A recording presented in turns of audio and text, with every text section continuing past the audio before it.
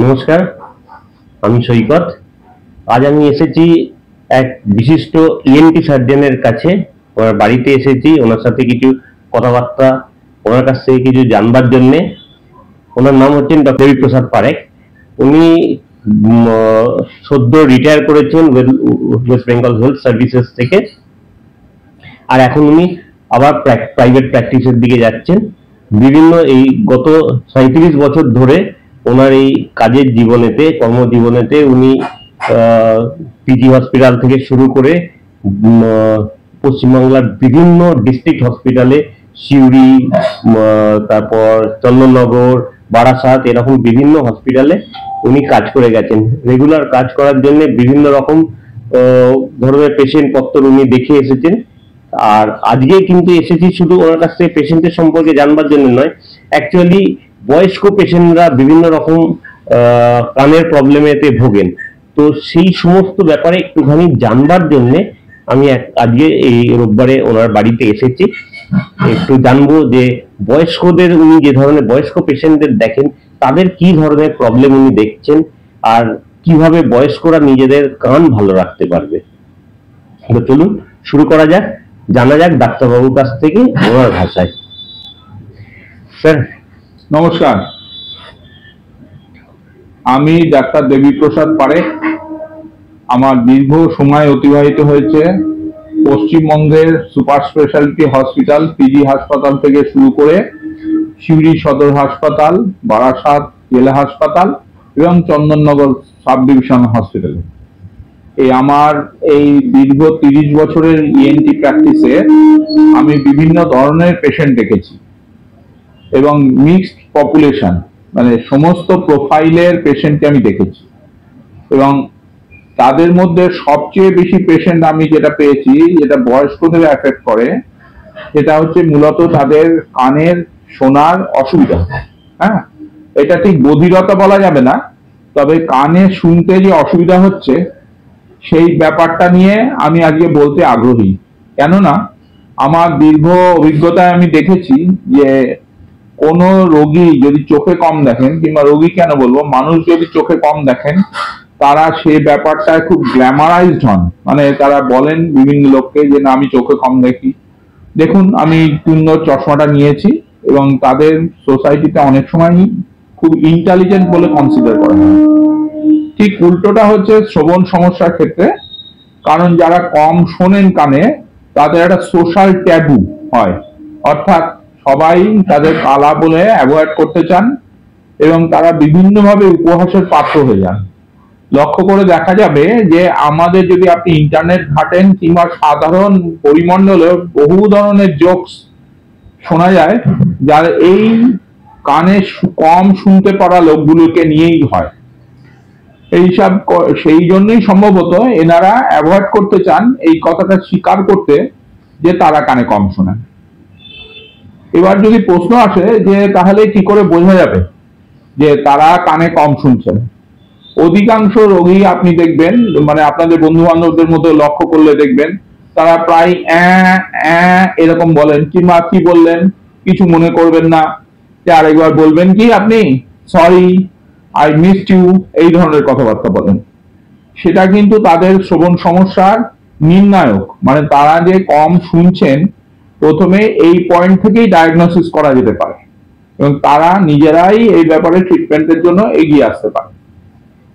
Sir, এইখানে আমার একটা প্রশ্ন আছে যে এইরকম তো অনেক সময় মানুষ জিজ্ঞেস করে যে আচ্ছা আরেকবার বলুন, এটা তো তার মানে কি যখনই সে একবার দুবার বলছে তার মানে কি তার কান খারাপ হওয়ার দিকে যাচ্ছে? কারণ তাকে তো আবার দ্বিতীয়বার বললে সে যে শুনতে পাচ্ছে না তা তো নয়, দ্বিতীয়বার বললে সে তো ঠিকই বুঝতে পারছে। হ্যাঁ, এক্স্যাক্টলি এইভাবে বলা উচিত না।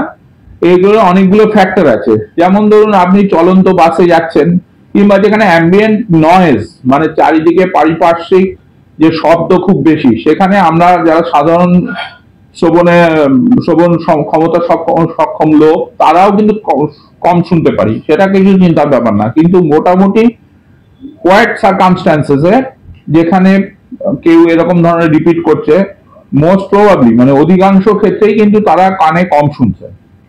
এবং এটা একটা ফিজিওলজিক্যাল ডিসঅর্ডার, মানে বয়সজনিত সমস্যা। মূলত সাধারণভাবে মানে ধরুন 40 কিংবা 50 কিংবা তারও উপরে বয়সে গেলে এটা খুব স্বাভাবিক, এটা নিয়ে লজ্জা পাওয়ার কিছু নেই।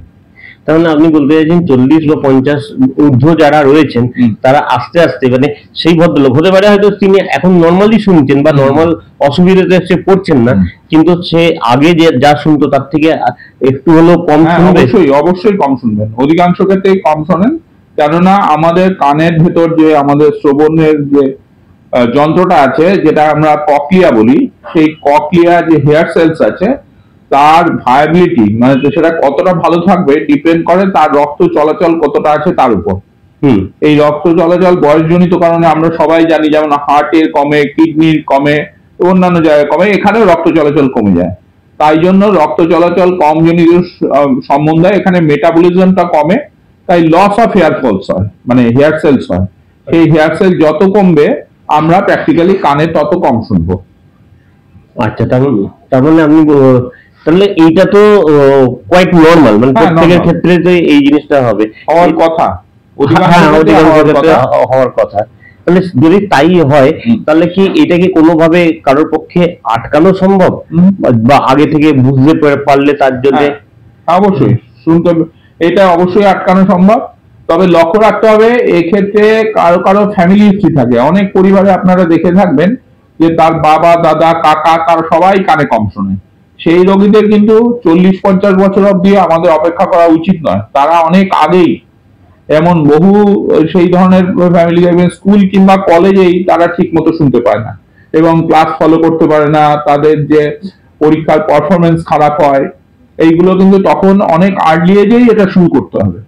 আর যারা নর্মাল, মানে যাদের কোনো ফ্যামিলি হিস্ট্রি নেই, কোনো পার্টিকুলার ডিজিজ নেই, তার মধ্যে আমি সবচেয়ে জোর দেবো ডায়াবেটিস এবং ব্লাড প্রেশার মানে উচ্চ রক্তচাপ, এই দুটোকে জোর দেবো। আর ফ্যামিলি হিস্ট্রি তো আমি বললামই। আর আরেকটা হচ্ছে এনভায়রনমেন্টাল ফ্যাক্টর। আমরা যারা মূলত সিটি এরিয়ায় থাকি তাদের বেশিরভাগ সময় সাউন্ড এক্সপোজার খুব বেশি হয়, আওয়াজ বিভিন্ন কারণে, মেলা, খেলা এবং অন্যান্য অনেক কারণে। কারো কারো বাড়িতে কোনো ইনস্ট্রুমেন্ট চলে, যেমন ওয়াশিং মেশিন হতে পারে, লং টার্ম ধরে চলতে পারে, কিংবা কেউ মিউজিক ভিডিও করেন কিংবা সেটা কন্টিনিউয়াস শোনেন। এই কন্টিনিউয়াস যদি সাউন্ড এক্সপোজার থাকে হাই ডেসিবেলের মানে উচ্চ ক্ষমতায় যদি এটা হয় তাহলে কিন্তু এই বধিরতাটা আসতে বাধ্য, এবং এটা কমনলি দেখা যায় যে সেই বধিরতা এসে যায়। আর সেক্ষেত্রে আপনি যে প্রশ্নটা করলেন সেটা, সেক্ষেত্রে কিন্তু প্রাইমারি যে পেশেন্ট যাতে নিজেই বুঝতে পারবে, কিংবা ভদ্রলোক ভদ্রমহিলা নিজেই বুঝতে পারবেন যে কোনো কথা শুনতে অসুবিধা হচ্ছে, মানে একদম যে কালা যারা তারা শুনবেন না, এটা হচ্ছে যে আমরা বলি স্পিচ ডিসক্রিমিনেশন, মানে কথাটা শুনতে পাবেন কিন্তু পরিষ্কার বুঝতে পারবেন না। এবার আমার একটা প্রশ্ন রয়েছে, সেটা হচ্ছে যে যারা মিউজিশিয়ান, কেউ হয়তো মনে করুন কোনো পার্টিকুলার মিউজিক ইনস্ট্রুমেন্ট বাজাচ্ছেন, তো তাকে তো অনেকটা টাইমই তাকে কানে মানে ওই মিউজিক প্র্যাকটিস করার জন্যই অনেকক্ষণ ধরে তাকে ওই আওয়াজের ভেতরেই থাকতে হচ্ছে। তাহলে সেই ক্ষেত্রে তার মানে যারা বড় বড় মিউজিশিয়ান তাদের ক্ষেত্রে কি এই কানে কম শোনাটা অনেক বেশি এসেছে? তো অবশ্যই এটা আরো বেশি ইম্পর্টেন্ট, কারণ তারা তাদের প্রফেশনটাই ডিপেন্ড করছে এই হিয়ারিং এর উপরে।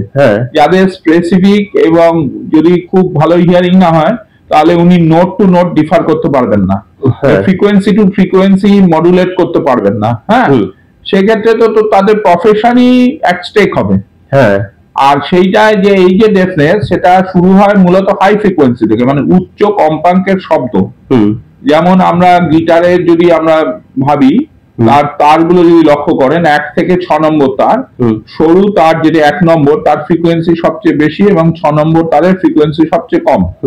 এই যদি ধরুন গিটার বাজানো হয়, যদি কেউ 6 নম্বর ফ্রিকোয়েন্সি কিন্তু শুনতে পাবেন, এবার সেটা লস অনেক পরে হবে। 1 নম্বর ফ্রিকোয়েন্সি যেটা, সেটা ওনার শুনতে অসুবিধা হবে, মিউজিক কম্পোজ করতে অসুবিধা হবে। আমার একটা ক্লাসিক্যাল এক্সাম্পল আমি দেই আমার রোগীদের ক্ষেত্রে, সেটা হচ্ছে ধরুন একটা ডুয়েট মিউজিক যেটা লতা মঙ্গেশকর এবং কিশোর কুমার গাইছেন। সেক্ষেত্রে তারা লতা মঙ্গেশকরের গলাটা ভালো শুনতে পাবেন, ভালো বুঝতে পারবেন না, যেখানে কিশোর কুমারের গলাটা ভালো, যেহেতু ওটা নিচের দিকে লো ফ্রিকোয়েন্সি, আর লতা মঙ্গেশকরের হাই ফ্রিকোয়েন্সি। এইটা কিন্তু তারা ভালো করেই বুঝতে পারবেন। আচ্ছা, যে এই ধরনের এক্সপোজারে থাকছেন, তারপরে তার কান খারাপ হওয়ার চান্সেসটাও বাড়ছে বলছেন কি? হ্যাঁ হ্যাঁ, অবশ্যই। কারণ যারা এই সারাদিন ধরে মিউজিক প্র্যাকটিস করে চলেছে তাদেরও কি রিস্কটা থাকছে? অনেক বেশি থাকছে, সাধারণের চেয়ে অনেক বেশি থাকছে। হ্যাঁ, কারণ যেমন আমরা ওভার ইউজ অ্যাট্রফি বলে একটা কথা হয়, যেমন ধরুন কেউ সারাদিন এক্সারসাইজ করে যায়, তাহলে তার কিন্তু ফ্যাটিক বেশি হয়। যদি ধরুন একটা স্পোর্টস অ্যাপারেন্টলি সাধারণ লোক যেটা ভাবে, ধরুন মোটরসাইকেল কেউ চালাচ্ছেন, যে একটা লেভেল অব্দি তাতে ফিটনেস থাকে, কিন্তু যখন এটা অনেক বেশি হয়, ধরুন কেউ সকালে এখানে কলকাতা থেকে বেরিয়ে চলে গেলেন দুর্গাপুর থেকে চলে গেলে আসানসোল, তার কোমরটা যেমন খুব তাড়াতাড়ি খারাপ হবে। যারা এই কন্টিনিউয়াস সাউন্ড এক্সপোজারের মধ্যে থাকেন তাদের কিন্তু হিয়ারিং, এই যে আমাদের শ্রবণ ক্ষমতাটা খারাপ হয়ে যাওয়ার সম্ভাবনা অনেক বেশি, এবং প্র্যাকটিক্যালি হয়, আমি দেখেছি এটা। যাকে ওটা একদমই মানে একটা পার্টিকুলার নিউজ মার্কেটে আমরা চলে গেছি। কিন্তু আমি বলছি স্যার, এই যে আপনি যেটা কথা বললেন আরেকবার বলুন বা মাঝে মাঝে বলুন, আমি কিছু বয়স্ক লোকদের সাথে একসাথে ওঠা বসা করি, তো এইটা অনেক সময় দেখেছি যে তারা এইরকম ভাবে কথা মানে হয়তো এরকম ভাবে বলে। বা আরেকটা জিনিসও হয়, একজন ভদ্রলোককে বিশেষ করে দেখেছি যে সে বোধহয়, সে আমারও মনে হয় সে কম শুনে, সে নিজে খুব চিৎকার করে কথা বলে। এটাও কি তার একটা লক্ষণ? হ্যাঁ, কারণ আমাদের তো আমাদের বডিতে মোটামুটি সবকিছু সেন্সর ড্রিভেন। যে ব্যাপারটা বিশেষ করে নতুন গাড়িগুলো আসার পর থেকে আমরা বুঝতে পারি যে আমাদের ব্রেনের যে সেন্সর, সেটা আমরা যে কথা বলি সেটাকে অ্যাসেস করে। আপনারা লক্ষ্য করে দেখবেন, যখন কোনো মিউজিক রেকর্ডেড হয় তখন তার কানে একটা হেডফোন থাকে, সেই হেডফোনটা প্র্যাকটিক্যালি সেন্সর। উনি কি ফ্রিকোয়েন্সিতে এবং কি ইন্টেন্সিটিতে গান করছেন সেটা ওই সেন্সরে শুনলেই তবেই ওনার ভয়েসটা প্রপারলি বেরোয়। সেরকম ভাবে যিনি কানে কম শুনবেন তিনি সাধারণভাবেই ভাববেন অন্যরা খুব কম শুনছে, এবং তাদের শোনানোর জন্য উনি জোরে বলছেন। এটা কোনো দোষ নয়, কিন্তু এটা নিয়ে চারিপাশের লোকজন অত্যন্ত বিরক্ত হয় এবং তারা মজা করে। তাতে তারা আরো মেন্টাল ডিপ্রেশনে চলে যান, কারণ তারা প্র্যাকটিক্যালি সোশ্যাল আউটকাস্ট হয়ে যান। তাদের সঙ্গে কেউ সেরকম ভাবে কথা বলতে চায় না, পার্টিতে ডাকে না, ডাকলে আলাদা করে দেয়, এই ধরনের। তাতে ওদের খুব মানসিক চাপ পড়ে, সোশ্যাল আইসোলেশন যেটা বলি, সেটার দিকে তারা আস্তে আস্তে এগিয়ে যায়। এটা আমি আমাদের ক্লাবেতেও এই জিনিসটা আমি দেখেছি, লক্ষ্য করেছি। কারণ মানুষটাকে যে লোকে খারাপ বিয়ে করছে তা না, কিন্তু মাঝে মাঝে সে এত জোরে কথা বলছে যে লোকে হয়তো পারছেন না। হ্যাঁ, তো যার ফলে লোকে মাঝে মাঝে ইরিটেটেডও হয়ে যায় হয়তো। তো সেই এই জিনিসটাকে মানে আমার বলার বক্তব্য হচ্ছে, যার কান খারাপ হয়ে গেছে সেটা তো আলাদা চিকিৎসার ব্যাপার, কিন্তু যদি আমরা জানতে পারি যে এরকম ভাবে কানটা খারাপ হতে পারে, তাহলে কি কিছু প্রিকশন নেওয়া সম্ভব হচ্ছে? আমি তো অলরেডি বললাম, আপনাদের বললাম যে তাকে সাউন্ড এক্সপোজার থেকে দূরে থাকতে হবে, সেটা মূল ব্যাপার। তারপর তার যে রোগ আছে, পারিবারিক রোগ, বিশেষ করে ডায়াবেটিস, হাইপারটেনশন মানে উচ্চ রক্তচাপ, এইগুলো দেখতে হবে। আর তো আমি বললাম যে আর কিছু সিনড্রোম, জেনেটিক সিনড্রোম থাকে যেগুলো পারিবারিক রোগ হিসাবে বাহিত হয়ে এসছে, সেই সিনড্রোমিক পেশেন্ট তো অবশ্যই এইগুলো বেশি ভুগবে। আর এবার আমি আসছি যে, মনে করুন যে রোগগুলোর কথা আপনি বললেন, সেই রোগগুলো তো অ্যাকচুয়ালি এই 40 ঊর্ধ্ব বা 50 ঊর্ধ্ব লোকজনের কাছে খুব কমন রোগ। মানে এটাকে তো আমি বলতে পারবো না যে তার নেই। আমি একজন ভদ্রলোককে চিনি যার প্রায় 20 বছর ধরে ওনার ডায়াবেটিস রয়েছে, তিনিও কানে কম শোনেন। এখন হতে পারে, এখন তো বুদ্ধি হতে পারে হয়তো ডায়াবেটিসেরই এটা একটা ফল আউট এফেক্ট হতে পারে। তো এইটার জন্য কি কিছু রেগুলার চেকআপ বা কিছু করা সম্ভব? ডায়াবেটিসে তো আমরা জানি, সবাই জানি আজকাল। আর না, ডায়াবেটিসের মাইক্রোভাস্কুলার চেঞ্জেস হয়, মাস্কুলার চেঞ্জ যেমন হার্টে হচ্ছে, কিডনিতে হচ্ছে, সেরকম কানে ককলিয়ায় হচ্ছে। এই মাইক্রোভাস্কুলার চেঞ্জেস এর জন্যই ওখানে ইস্কিমিয়া হচ্ছে, মানে রক্ত চলাচল কমে যাচ্ছে এবং ইনার হেয়ার সেল ফল করে যাচ্ছে, মানে ওটা নষ্ট হয়ে যাচ্ছে, যার ফলে কম শোনে। যার জন্য প্রথম থেকেই আপনার ডায়াবেটিসের ট্রিটমেন্ট করতে হবে। কিন্তু এটা ভাবলে ঠিক হবে না যে ডায়াবেটিসের ট্রিটমেন্ট করলেই ওনার কানে কোনো প্রবলেম হবে না, হবে, কিন্তু কম হবে যদি ট্রিটমেন্টটা প্রথম থেকে এবং এফেক্টিভলি। ওই ইনডিসক্রিমিনেট কিছুদিন ওষুধ খেলাম, কিছুদিন, আমরা কমন পেশেন্টদের যা দেখি, কিছুদিন খেলেন, একটু ভালো থাকলে, না খেলেন না, এটা করলে চলবে। আর আরেকটা ব্যাপার, আপনার প্রশ্নটা আমি বুঝতে পারছি, আপনি বলতে চাইছেন যেটা যে রোগীরা লজ্জা পাচ্ছে, সে তারা ডাক্তারের কাছে না এসে তারা নিজেরা কি করে বুঝতে পারে, এই তো যে হ্যাঁ, বা বুঝলো যে এবার আমার ডাক্তারের কাছে যাওয়া উচিত, সেইটা জানতে। আমি বলবো যে যদি কলকাতায় কিংবা এখন ডিস্ট্রিক্টে, বিভিন্ন ডিস্ট্রিক্টেও এডুকেশন লেভেল অনেক বেড়েছে, এবং তারা যদি লজ্জাও পান যে ডাক্তারের কাছে গেলে তাদের পারিবারিক লোকজন জানতে পারবেন, বন্ধু বান্ধব জানতে পারবে, সেটাও যদি লজ্জা পান, তারও উপায় আছে। একটা সামান্য টেস্ট আছে, সেটা বলা হয় অডিওমেট্রি। হ্যাঁ, পিওর টোন অডিওমেট্রি। সেটা যে কোনো ক্লিনিকে গিয়ে করতে পারেন, কিংবা অনলাইনে বুক করে নিতে পারেন। বহু সাইট আছে যেখানে অনলাইন, বড় বড় ক্লিনিক্স আছে যেখানে আপনি অনলাইন বুক করে আপনি এই টেস্টটা করে নিতে পারেন। সেই টেস্টটাই কিন্তু আপনার প্রাইমারিলি কনফার্মেশন অফ ডায়াগনোসিস এর দিকে নিয়ে যাবে। মানে আপনি যে কম শুনছেন সেটা বুঝতে পারবেন কিন্তু আপনি ওই টেস্টটা করলেই। তারপরে আপনি যখন কনফিডেন্ট হলেন যে হ্যাঁ আপনি কানে কম শুনছেন, তখন কোনো একজন ডাক্তারবাবু, এখন ইএনটি ডাক্তারবাবু তো অনেক আছেন, তাদের কারো না কারোর কাছে আপনি ভিজিট করুন, তাহলেই তো আপনি আর্লি ট্রিটমেন্ট পেয়ে যাবেন। যেমন আপনি যদি চোখে কম দেখেন, চশমাটা নিতে যদি দেরি করেন, তাহলে চোখটা যেমন তাড়াতাড়ি খারাপ হবে, এই শ্রবণ ব্যাপারটাও তাই। আপনার শোনার ব্যাপারে যদি আপনি অ্যাসিস্ট্যান্স না নেন, তাহলে কিন্তু আপনার কানটা আরো তাড়াতাড়ি খারাপ হবে এবং আপনি আরো তাড়াতাড়ি সোশ্যাল আউটকাস্ট হয়ে যাবেন। আর এতে পারিবারিক ঝামেলাও বেড়ে যায়। আমি বহু স্বামী স্ত্রীর মধ্যে দেখেছি এটা নিয়ে গোলমাল শুরু হয়, যে স্বামী একটি কথা বললেন, শুনতে পেলেন না, তারপর বললেন যে না তুমি তো আমাকে বলনি। এই নিয়ে পারিবারিক গোলমালে অনেক কিছু হয়। সেটাও প্রিভেন্টেবল। মানে সেটা আমি বলবো যে সাংসারিক অশান্তির একটা ইম্পর্টেন্ট কারণ, এবং সামান্য এইটুকু ট্রিটমেন্টে কিন্তু সেই অশান্তিটাকে অ্যাভয়েড করা যেতে পারে। তো এই যদি কেউ কানে কম শোনে, মনে করুন আমি চিকিৎসা যাচ্ছি না, কিন্তু তবু জাস্ট জানবার জন্য জিজ্ঞেস করছি, তাহলে যদি এরকম আর্লি কেউ যদি ধরুন টেস্ট করিয়ে ডাক্তারবাবুর কাছে অব্দি আসতে পারে, তাহলে মানে তার চিকিৎসাটা কিভাবে হয়? চিকিৎসা হচ্ছে, তাতে প্রথমে ডাক্তারবাবু তাকে ক্লিনিক্যাল এক্সামিনেশন করবেন। তার মানে কিন্তু এটা সবসময় নয় যে কানের নার্ভ খারাপ হয়েছে। তার এক্সটার্নাল, মিডল এবং ইনার ইয়ার, এই তিনটে ইয়ারে কোনো কোনো গোলমাল থাকতে পারে। হ্যাঁ, তাহলে কমন হচ্ছে এক্সটার্নাল ইয়ারে হয়তো ওয়াক্স আছে, অনেকদিন তিনি জানেনই না, কানের খোল আছে জানেনই না যে এই খোলটার জন্যই উনি কম শুনছেন। কিংবা মিডল ইয়ারে কিছু সিক্রেশন থেকে গেছে, যেটাকে আমরা ওটাইটিস মিডিয়া উইথ ইফিউশন বলি, কিংবা সিক্রেটারি ওটাইটিস, তার জন্য কম শোনেন। সেটা তো সিম্পল ট্রিটমেন্ট। ওয়াক্সটা যেমন আপনার ময়লাটা যেমন বের করে দিলেই কানে শুনতে পাবেন, সেরকম ভাবে ওএমই যেটা বলছি সেটাকে মেডিকেল ট্রিটমেন্ট করলেই তিনি অধিকাংশ সময় ভালো হয়ে যাবেন। তাহলে তিনি কানে কম শুনবেন, তখন তো তার ফার্দার ট্রিটমেন্ট মানে ইজি ট্রিটমেন্টেই তার হয়ে যাচ্ছে। তারপরে আমরা বয়স্ক লোকদের ক্ষেত্রে যেহেতু অধিকাংশ ক্ষেত্রে কানের নার্ভটা দুর্বল হয়ে যায়, সেক্ষেত্রে আমাদের স্পেসিফিক ট্রিটমেন্ট করতে হয়। ঠিক আছে, এই ট্রিটমেন্টের ব্যাপারে আমি বলি যে নার্ভ একটা পার্মানেন্ট টিস্যু। থিওরিটিক্যালি কিন্তু এটাই সত্যি যে না, পার্মানেন্ট টিস্যু একবার যদি খারাপ হয় সেটা আর নর্মাল কন্ডিশনে আসে না। তবুও আধুনিক বিজ্ঞান আমাদের এমন অনেক কিছু ওষুধ দিয়েছে, যাতে যদি ছোটখাটো শ্রবণ সমস্যা থাকে, ওষুধগুলো খেলে আমরা দেখি অনেক সময় তারা ভালো থাকেন।